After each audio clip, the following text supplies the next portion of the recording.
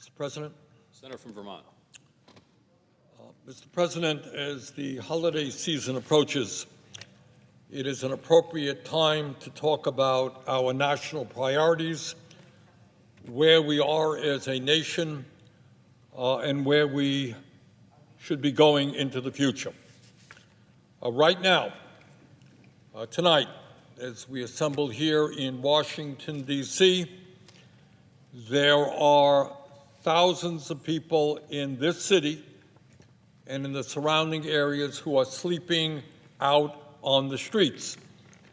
And that is not just Washington, D.C., it is almost every major city in the country. And when we talk about the housing crisis, it's not just homelessness, it is a reality that millions of people in Vermont and throughout this country are paying 40, 50, 60% of their limited incomes for housing.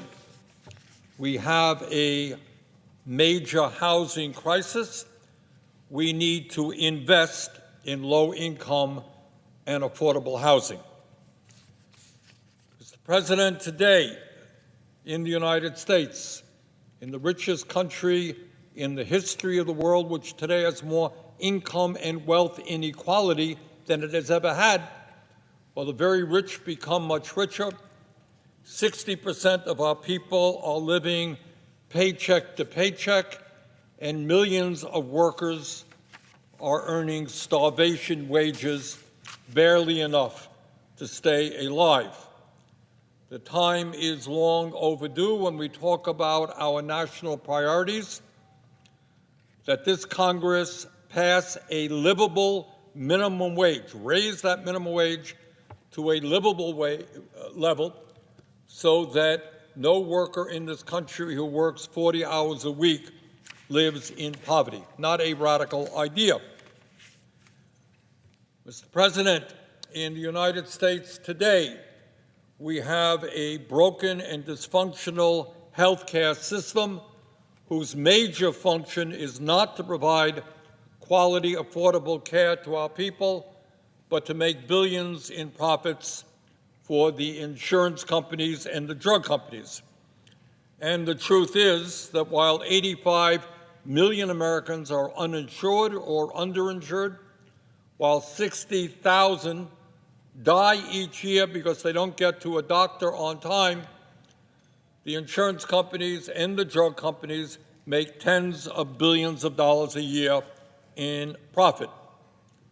Mr. President, the time is long overdue for the United States to do what every other major country on earth does, and that is to guarantee health care to all people as a human right.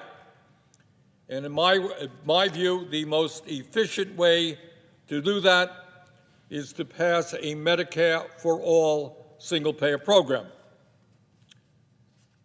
Mr. President, unbelievably, in this wealthy nation, in which 3 people on top own more wealth than the bottom half of our society, we have the highest rate of childhood poverty of almost any developed country on earth. And on top of that, millions of parents, working-class parents, cannot find affordable or quality child care. We need to make quality child care available for all.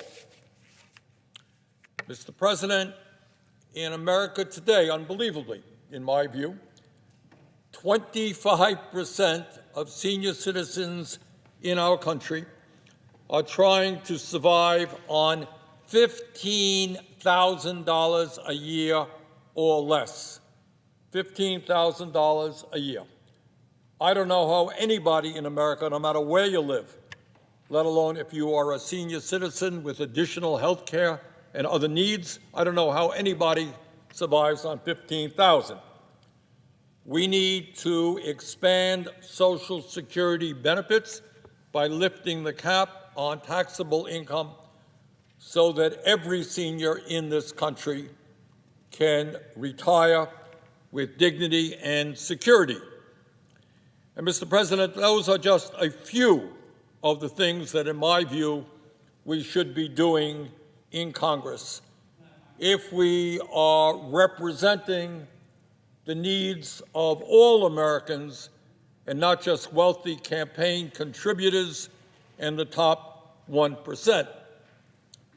But tonight I want to say a few words about something that we should not be doing, and that is, in the coming days, with almost no debate, we should not be passing the National Defense Authorization Act, which provides some $900 billion for the Department of Defense, a little bit less than that, $895.2 billion. And when spending on nuclear weapons and emergency defense funding is included, the United States will spend this year close to $1 trillion on the military. $1 trillion on the military, and a few blocks away from here, people are sleeping out on the streets. Mr. President, while middle-class and working-class families are struggling to survive, we supposedly just don't have the financial resources to help them. We just cannot afford to build more housing. We just cannot afford to provide quality child care to our kids, or to support public education, or to provide health care to all. Just can't afford to do that. But when the military-industrial complex and all of their well-paid lobbyists come marching in to Capitol Hill, somehow or enough, there is more than enough money for Congress to provide them with virtually everything that they need. The military-industrial complex speaks, and Congress responds. Mr. President, of that nearly $1 trillion that will be voted on in the next few days, about half will go to a handful of hugely profitable defense contractors. The Pentagon accounts for about 2/3 of all federal contracting, obligating more money every year than all civilian federal agencies combined. Yet the Pentagon remains the only major federal agency that cannot pass an independent audit. The Department of Defense still cannot accurately account for their finances more than 30 years after Congress made it a requirement under federal law. In the most recent failed audit attempt, the Department of Defense still could not fully account for huge portions of its more than $4 trillion in assets. The GAO, the Government Accountability Office, reports that the Defense Department cannot accurately post transactions to the correct accounts. Each year, auditors find billions of dollars the Pentagon didn't even know it had. In fiscal year 2022, Navy auditors found $4.4 billion in untracked inventory. They just lost it. Hey, what's $4 billion among friends when you got $1 trillion to play with? So, Mr. President, I don't often agree with Elon Musk. I agree with him very, very rarely. But he is right when he says the Pentagon, and I quote, has little idea how its annual budget of more than $800 billion is spent, end quote. That's Musk. Mr. President, the inability to track taxpayer dollars has allowed within the Defense Department massive fraud, massive amounts of waste, and unbelievable amounts of cost overruns. Defense contractors routinely overcharge the Pentagon by 40%, and sometimes much higher than that. For example, just one example, in October, a few months ago, RTX, formerly Raytheon, was fined $950 million for inflating bills to the Department of Defense as they lied about labor and material costs and as they paid bribes to secure foreign business. They were fined $950 million. In June, Lockheed Martin was fined $70 million for overcharging the Navy for aircraft parts, the latest in a long line of similar abuses. The F-35, the most expensive weapon system in history, has run up hundreds of billions of dollars in cost overruns. GAO now estimates that it will cost more than $2 trillion to develop, maintain, and operate this fighter jet through its lifetime. Mr. President, today, as a result of massive consolidation in the defense industry, a large portion of the Pentagon budget now goes to just a handful of huge defense contractors like Lockheed Martin, RTX, formerly Raytheon, General Dynamics, and Northrop Grumman. That consolidation has been extremely profitable for the industry. Since 2022, these four contractors have brought in over $600 billion in revenues, including $353 billion in U.S. taxpayer funds, and recorded $57 billion in profits. During that same period, they have spent $61 billion on dividends and stock buybacks to make their wealthy shareholders even wealthier. That's just four companies over less than 3 years, taking $353 billion in taxpayer money and handing $61 billion back to wealthy shareholders. Mr. President, it is worthwhile listening to what Navy Secretary Carlos del Toro said earlier this year to a defense industry convention. This is the Secretary of the Navy. Quote, many of you, speaking to defense contractors, many of you are making record profits as evidenced by your quarterly financial statements. You can't be asking for the American taxpayer to make greater public investments while you continue to goose your stock prices through stock buybacks and other accounting maneuvers.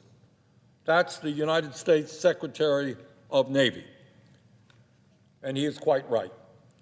Mr. President, it is not only fraud and cost overruns that drive up military spending. The major defense contractors also provide their CEOs with exorbitant compensation packages. In the last 3 years, for which information is available, the top four defense companies paid their CEOs more than $257 million combined. These companies are all significantly reliant on the U.S. taxpayer, yet they pay their CEOs about 100 times more than the Secretary of Defense receives. CEOs, defense industry, receive more than 100 times greater compensation than the U.S. Secretary of Defense and 500 times more than the average newly enlisted service member. Now, how does that happen? How does it happen that the Defense Department can't pass an audit? How does it happen that every one of the major defense contractors ends up paying fines for fraud? How does it happen that we have massive cost overruns, and yet we give the military-industrial complex pretty much what they want? And by the way, there'll be virtually no debate on that issue here on the floor. It's only $1 trillion. Hey, what's $1 trillion among friends?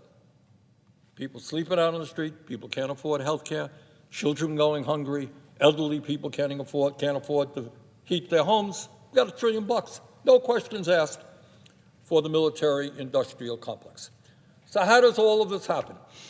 And I think most Americans now know the answer, and it ain't complicated. These companies, just like the drug companies, just like the insurance companies, just like Wall Street and the big banks, just like the fossil fuel industry, they spend millions and millions of dollars on campaign contributions and lobbying. In the recent election cycle, one we just came through, defense contractors spent nearly $251 million on lobbying and contributed almost $37 million to political candidates. And surprise, surprise, aren't we all shocked that they end up getting what they want with almost no debate? Mr. President, the waste and fraud in the defense industry is not just, interestingly enough, costing American taxpayers huge amounts of money. It is also costing lives. So let me tell you what I mean by that. Take a look at the war in Ukraine.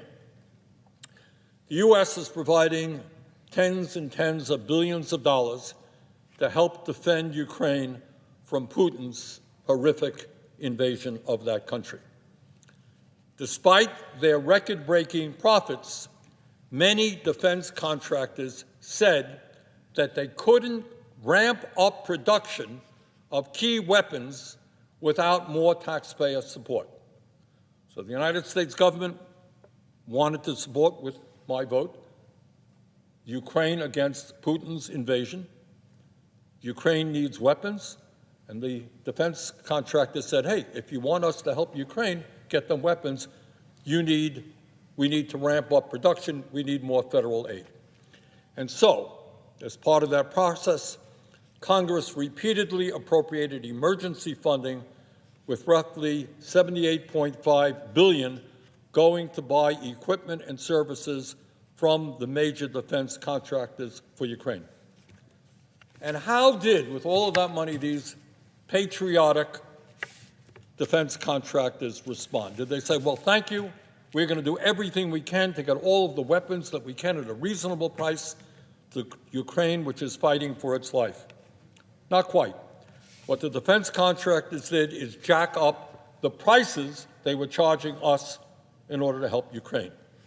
RTX increased prices for Stinger missiles from $25,000 in the 1990s to $400,000 in 2023, even accounting for inflation and improvements in technology. That is an outrageous price increase. But it wasn't enough for RTX. A recent NATO contract reveals RTX is now charging approximately $745,000 per Stinger.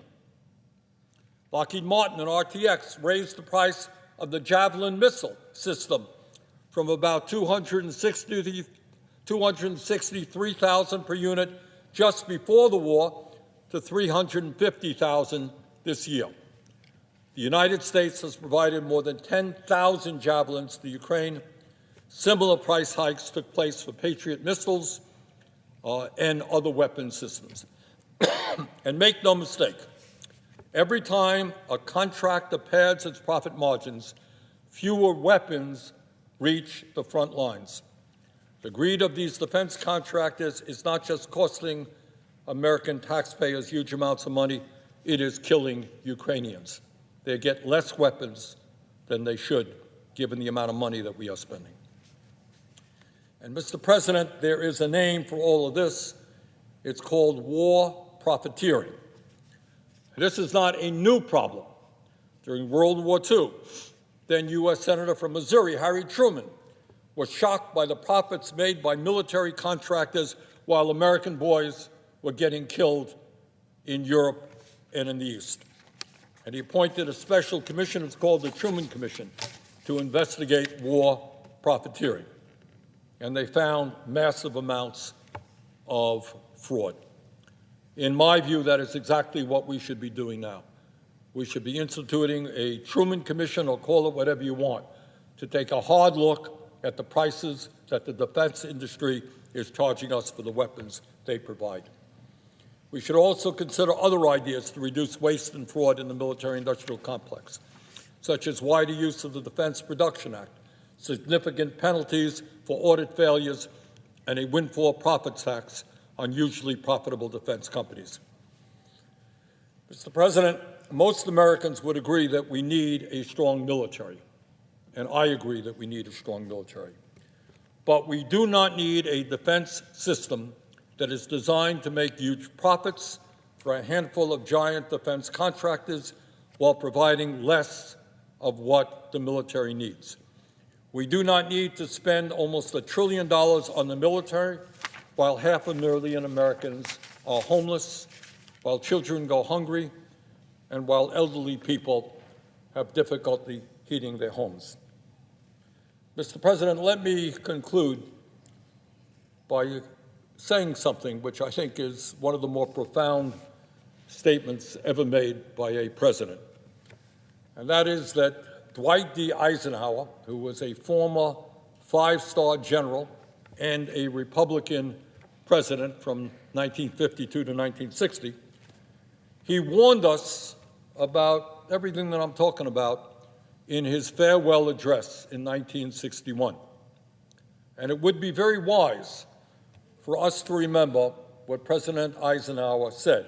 And this is the quote, and I quote, President Eisenhower, quote, "In the councils of government, we must guard against the acquisition of unwarranted influence, whether sought or unsought, by the military-industrial complex. The potential for the disastrous rise of misplaced power exists and will persist," end of quote. What Eisenhower said was true in 1961. It is even more true today. Mr. President, I intend to vote against this inflated military budget.